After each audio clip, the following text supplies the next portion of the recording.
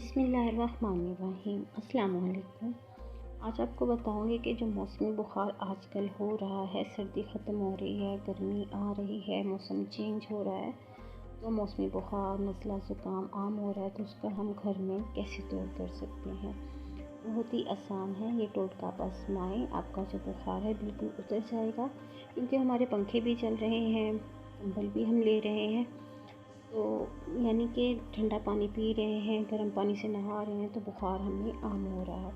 आप प्याज ले लें, प्याज को आप काट लें, काट के इसका चौथाई हिस्सा निकाल लें, यानी कि हाफ में से हाफ कर लें। उसके बाद चूल्हे को करें ऑन और 2 कप पानी इसके अंदर आप ऐड कर दें, यानी कि पानी डाल दें, बॉयल करें। उसके बाद जो आधा प्याज था, यानी कि चौथाई हिस्सा, उसके अंदर डाल दें। इसका कावा बना लें आप।